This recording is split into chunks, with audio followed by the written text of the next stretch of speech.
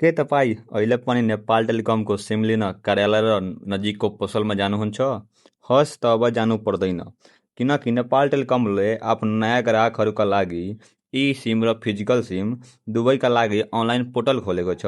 अब तपाईँ घरबाट नै बसेर एनटिसीको सिम लिन सक्नुहुन्छ। आज हामी त्यही प्रक्रियाबारे हेर्नेछौँ। नमस्ते, सिकाउ डिजिटलमा तपाईँलाई हार्दिक स्वागत छ। नेपाल टेलिकमले आफ्नो नयाँ ग्राहकहरूका लागि ई सिम र फिजिकल सिमका लागि अनलाइन पोर्टल खोलेको छ, जसले गर्दा तपाईँले सहजै आफ्नो घरबाट अनलाइन फर्म भरेर नजिकैको कार्यालयमा गएर ई-सिम लिन सक्नुहुन्छ, ई-सिम वा फिजिकल सिम लिन सक्नुहुन्छ।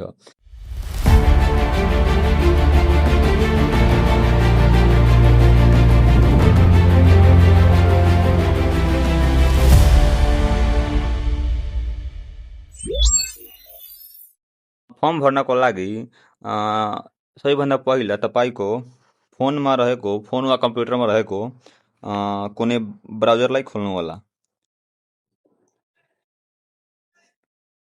खोलेपछि तपाईँले सर्च बारमा गएर esim.ntc.net.np टाइप गरेर सर्च गर्नुहोला। सर्च गरेपछि तपाईँले यस्तो इन्टरफेस हेर्न सक्नुहुन्छ। अब तपाईँले यहाँ थुप्रै अप्सन हेर्न सक्नुहुन्छ, तर तपाईँले तल जानुहोला। तल गएपछि यहाँ न्यू फिजिकल सिम भन्ने अप्सनमाथि खिच्नुहोला। खिचेपछि तपाईँले यसलाई यस्तो हेर्न सक्नुहुन्छ। यो स्टेप पाँचवटा रहेका छन्। पहिलो स्टेपमा तपाईँले आफ्नो कुनै जिमेल वा मोबाइल नम्बरबाट यहाँ लगइन गर्नुहोला। जस्तै म यो राखेँ आफ्नो जिमेल, यहाँ तपाईँले आफ्नो जिमेल राख्नुहोला। अब तपाईँले यहाँ यो न्यू मात्र हुन्छ। अब तपाईँ यहाँ दुईवटा अप्सन हेर्न सक्नुहुन्छ।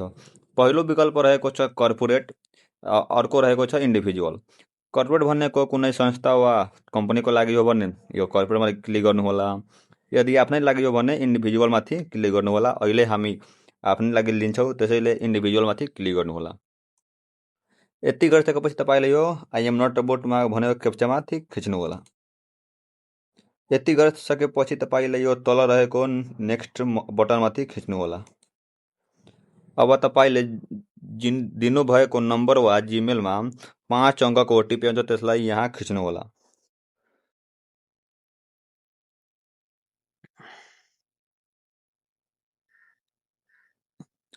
ओटिपीलाई हेर्नको लागि यो कुनामा रहेको नेभिगेसन बारमाथि क्लिक गर्नुहोला अनि तल गएर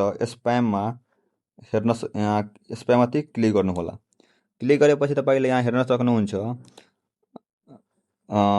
यो सेल्फ सर्भिस ओटिपी इज 799394। हस्, 799394 रहेको छ। यहाँ टाइप गर्छु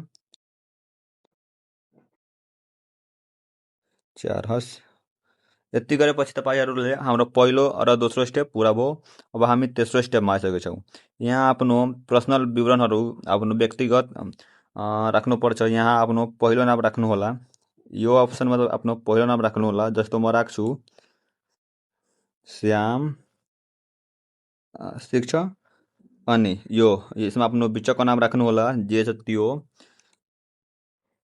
यहाँ स्पेस हुनु भएन। हस्, त्यसपछि अब यहाँ आफ्नो बिचको नाम राख्नुहोला, जस्तो कुमार, प्रसाद आदि रहन्छन्। यदि छैन भने त छोड्नुहोला। अनि तल यहाँ लास्ट नेममा आफ्नो कास्ट लेख्नुहोला, आफ्नो जात कुन हो भनेर लेख्नुहोला र स्पेस नदिनुहोला है। अब तल जानुहोला। अब गएपछि तपाईँले अब आफ्नो बुवाको नाम लेख्नुहोला। म लेख्छु नवीन यादव। त्यसपछि आफ्नो आमाको नाम लेख्नुहोला।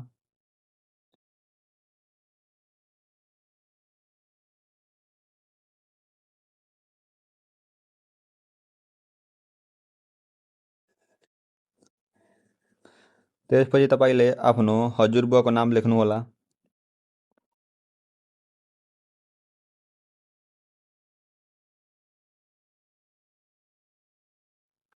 यति गरेपछि तपाईँले आफ्नो जन्ममिति यहाँ लेख्नुहोला। अब यहाँ दुईवटा फर्मेट रहेको छ, एडी र बिएसमा। तपाईँले जुन सहज त्यो माथि क्लिक गर्नुहोला। अहिले हामी नेपालीमा लेख्छौँ, त्यसैले म त्यहीँ राखेँ। अब तपाईँले यो सालमाथि क्लिक गरेर कुन सालको भनेर तपाईँले सिलेक्ट गर्न सक्नुहुन्छ। जस्तो म गरेँ, मेरो 64 हो, 64 होइन, 58 हो। अनि मेरो अश्विन है, अश्विन 22 हस् मेरो। यति गरेपछि अब तपाईँ यहाँ अब नेक्स्टमा जानु होला। अब यहाँ हेर्न सक्नुहुन्छ टाइप अफ आइडेन्टिफिकेसन। अब तपाईँ केबाट यो सिम लिन चाहनुहुन्छ। यहाँ क्लिक गरेपछि तपाईँले 5वटा अप्सन हेर्न सक्नुहुन्छ। Passport, driving licence, voter ID, national ID या आधार कार्ड। त यदि तपाईँ नेपाली हुनुहुन्छ भने यो मध्ये तपाईँले जुनसुकै पनि लिन सक्नुहुन्छ। अहिलेको लागि म नेसनल आइडी लिए। अब तपाईँले आफ्नो यहाँ राष्ट्रिय परिचय पत्र नम्बर राख्नु होला। म राखेँ उदाहरणका लागि।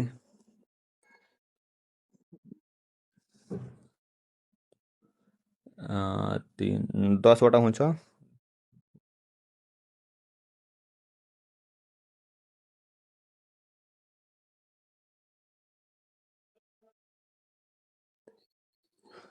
अब यहाँ कहिले जारी भएको त्यो लेख्नु होला।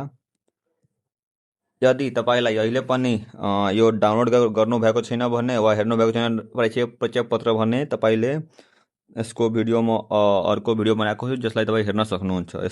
त्यो भिडियोको लिङ्क डिस्क्रिप्सनमा रहेको छ। अब त्यो कहिले जारी भएको त्यो लेख्नु होला।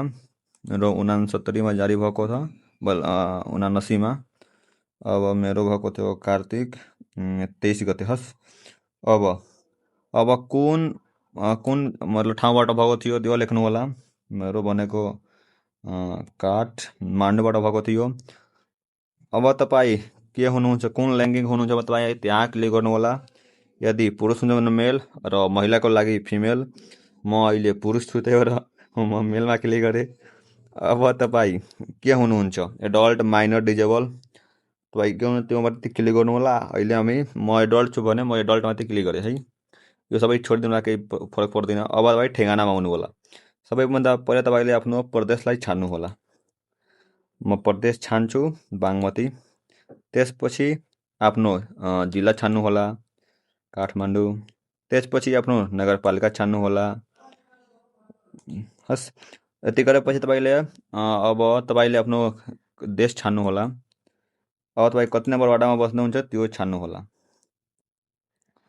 अब तपाईँ टोलको नाम लेख्नु होला। म लेख उदाहरणका लागि।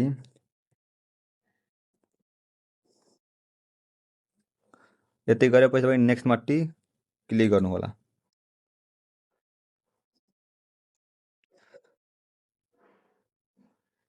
This time okay. अब तपाईँ अर्को स्टेपमा आइपुग्नुहुन्छ।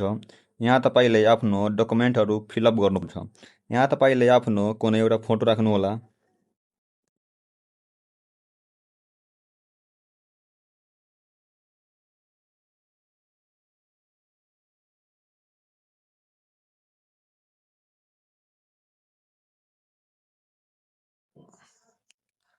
अब तपाईँले यहाँ आफ्नो नागरिकताको अगाडिको भाग र यहाँ पछाडिको भाग राख्नु होला।